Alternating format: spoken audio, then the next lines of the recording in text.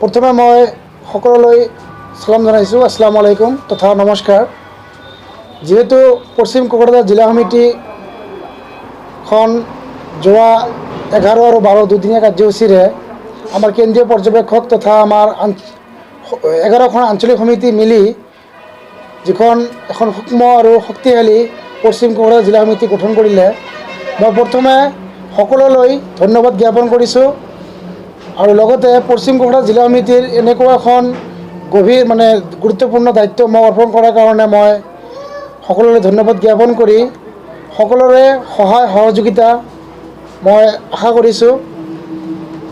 আৰু মই নতুন সভাপতি হিচাপে মই এইটোৱে ক'ম যে আমাৰ অঞ্চলত আমাৰ জনগোষ্ঠীটোৰ বিভিন্ন সমস্যাৰে জড়িত হৈ আছে।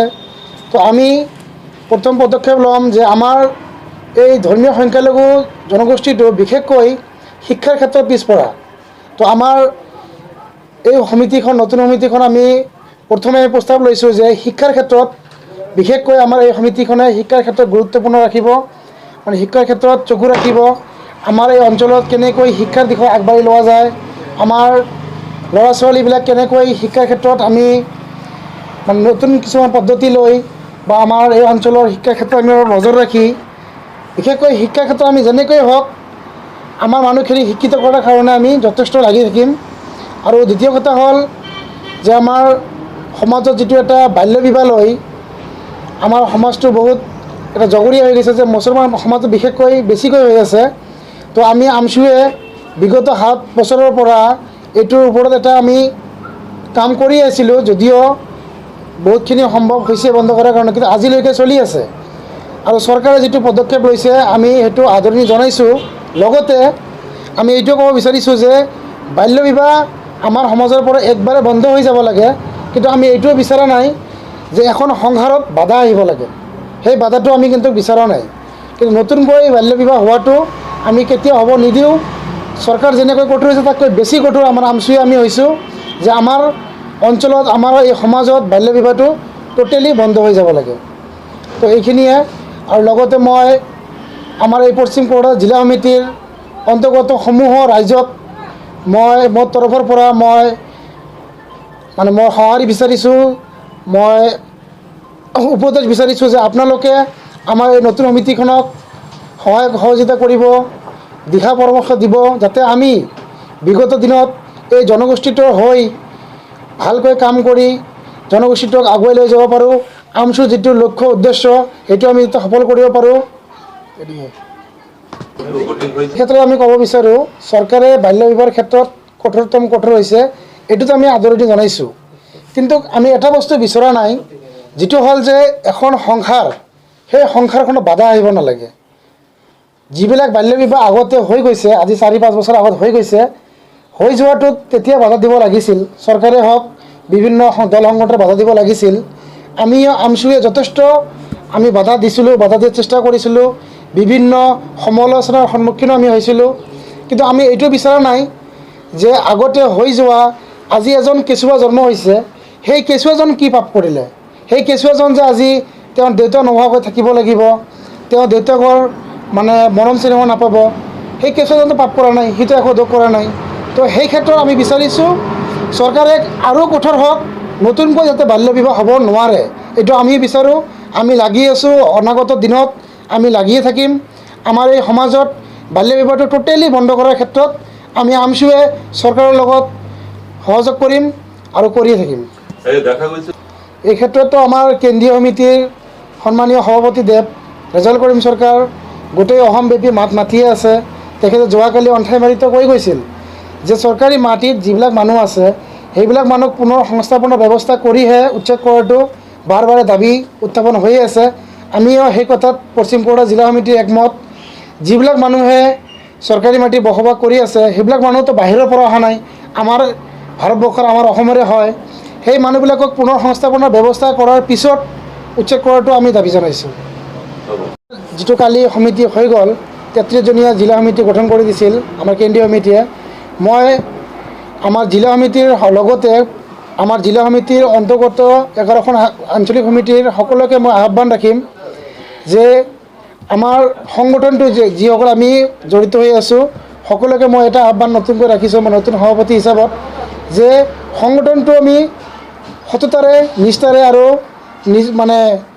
সততাৰে কৰিব বুলি মই আহ্বান ৰাখিলোঁ।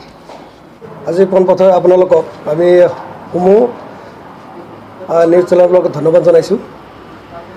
লগতে যোৱা 11-12 দুদিনীয়া আমাৰ পশ্চিম কোকৰাঝাৰ জিলা সমিতিৰ অধিৱেশন আছিল। তাতে আমাৰ পশ্চিম কোকৰাঝাৰ জিলা সমিতিত এখন নতুনকৈ কমিটি গঠন হৈছে। আমাৰ মাননীয় ৰাজল কৰিম চৰকাৰ কেন্দ্ৰীয় সমিতিৰ সভাপতি, তেখেতৰ নিৰ্দেশমৰ্মে এখন কমিটি গঠন হৈছে। ইতিমধ্যে আপোনালোকে এইটো গম পালে। লগতে আমি ক'ব বিচাৰোঁ এইখিনি, এতিয়া যিহেতু আমাক ইমান গধুৰ এটা দায়িত্ব অৰ্পণ কৰিছে, তো আমি পশ্চিম কোকৰাঝাৰ জিলা সমিতিৰ অন্তৰ্গত যিবিলাক আমাৰ ৰাইজ, সিহঁতৰ কাৰণে আমি 2-3টা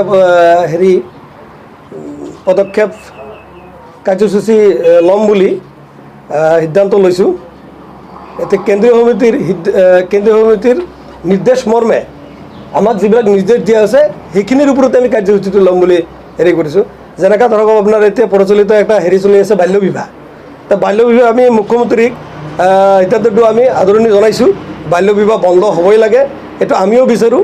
কিন্তু দেখা গ'ল এই বাল্য বিবাহটো মুখ্যমন্ত্ৰী যেনেকৈ সপোনত দেখা নিচিনা এটা ৰাতি সপোনত চালে, পিছদিনা আপোনাৰ এই বাল্য বিবাহটো আপোনাৰ গোটেই অসমত এৰেষ্ট কৰিব বুলি এটা আপোনাৰ প্ৰশাসনক দায়িত্ব অৰ্পণ কৰি দিলে।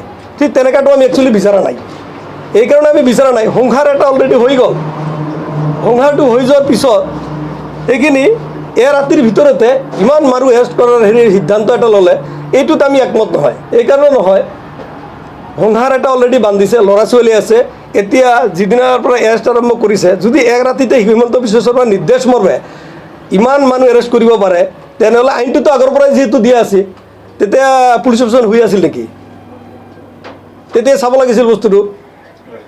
আমিও এইটো বিচাৰিছিলোঁ, এদিনতে ইমান একশ্যন হ'ব পাৰে যদি বাল্য বিবাহ আপোনাৰ এদিনতে যি জেগাত বাল্য বিবাহ হৈ আছে তাতেই কিন্তু একচুৱেলি প্ৰশাসনে লগে লগে এৰেষ্ট কৰিব লাগিছিল। আজি যিটো অপ্ৰীতিৰ সৃষ্টি হৈছে গোটেই অসমত, আপোনালোকে জানে সৰু কেঁচুৱা এটা যোৱাকালি মৰিছে থানাৰ জেলৰ সন্মুখত, থানাৰ সন্মুখত আমিও গম পালোঁ অকণমান। কেঁচুৱা এটা মৰিছে, তাৰপিছত মানে কিছুমানে ফাঁচিও দিছে। তো এইটো আমি এই বাল্য বিবাহত আমি সমৰ্থন জনাইছোঁ ঠিক চৰকাৰক, কিন্তু যেনেকুৱা ভূমিকা চৰকাৰে ল'ব লাগিছিল তেনেকুৱা লোৱা নাই। সেইকাৰণে আমি এইখিনি বাল্য বিবাহৰ ওপৰত মোৰ মন্তব্য। আৰু শিক্ষাৰ ক্ষেত্ৰত আমি অগ্ৰাধিকাৰ, কেন্দ্ৰীয় সমিতিৰ নিৰ্দেশ মৰ্মে শিক্ষাৰ অগ্ৰাধিকাৰটো আমাক যিহেতু আহিছে সমাজখন আমি যিহেতু আমাৰ পশ্চিম কোকৰাঝাৰ জিলা সমিতিৰ অন্তৰ্গত বহুতো বুদ্ধিজীৱী আছে, আমি কাৰ্যসূচী লৈছোঁ যে আমি গোটেই বুদ্ধিজীৱীৰ লগত বহি শিক্ষাটো কেনেকৈ আমি আগুৱাই লৈ যাব পাৰোঁ, সেইখিনি সিহঁতৰ পৰামৰ্শ লৈহে আমি আগুৱাই যাম বুলি চিন্তা কৰিছোঁ। লগতে আৰু এটা বস্তু চিন্তা কৰিছোঁ, আমি এই আমাৰ অঞ্চলত যিবিলাক স্কুলৰ যিবিলাক ছাত্ৰ অনুপাতে শিক্ষক দিয়া নাই, এই ছাত্ৰ অনুপাতে শিক্ষক নিযুক্তি আমি দাবী জনাম চৰকাৰক। সিহঁতে যাতে ছাত্ৰ অনুযায়ী শিক্ষক নিযুক্তি দিব পাৰে। সেই সিহঁতে আপোনালোকৰ লগতে আমাৰ সহযোগিতা লাগিব। আপোনালোকৰ সহযোগিতা লৈ আমি শিক্ষাৰ ক্ষেত্ৰত আগুৱাই যাম বুলি চিন্তা কৰিছোঁ। নমস্কাৰ, আসসালামু আলাইকুম। পোনপ্ৰথমে মই আজি এই ছ'চিয়েল মিডিয়া সকললৈ মোৰ সাংগঠনিক অভিনন্দন যাচিছোঁ।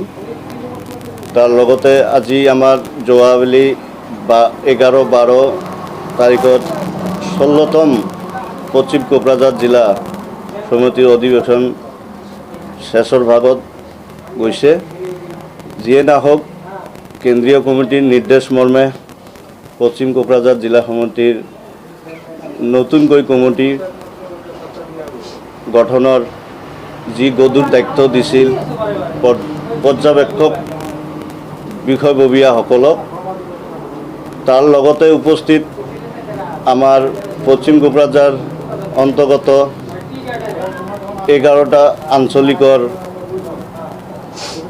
প্ৰেচিডেণ্ট আৰু সাধাৰণ সম্পাদক, তাৰ লগতে উপস্থিত আমাৰ বিভিন্ন আমচু দৰদী বা আমচুৰ প্ৰেমিক ৰাইজ সকলোলৈ মোৰ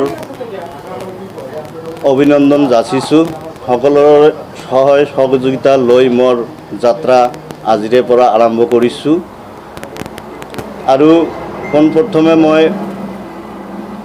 সকলো ৰাইজৰ প্ৰতি মই BTR ৰাইজবাসীলৈ মই এটা আহ্বান জনাইছোঁ।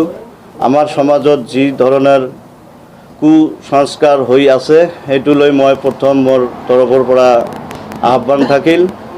প্ৰশাসনক আহ্বান এটা জনাইছোঁ, যি আমাৰ কুসংস্কাৰ চলি আছে সেইটো বন্ধ হ'ব লাগিব। তাৰ লগতে মোৰ এটা অভিনন্দন থাকিল, আমাৰ স্কুলৰ শিক্ষকসকলে টাইম টেবুল মতে আহিব লাগিব আৰু স্কুলৰ ছাত্ৰৰ ভিত্তিত স্কুলৰ টিচাৰ অন্তৰ্ভুক্ত হ'ব লাগে। এইখিনিকে কৈ মোৰ আজিৰ সংবাদমেল অনুষ্ঠান সামৰি মাৰিলোঁ।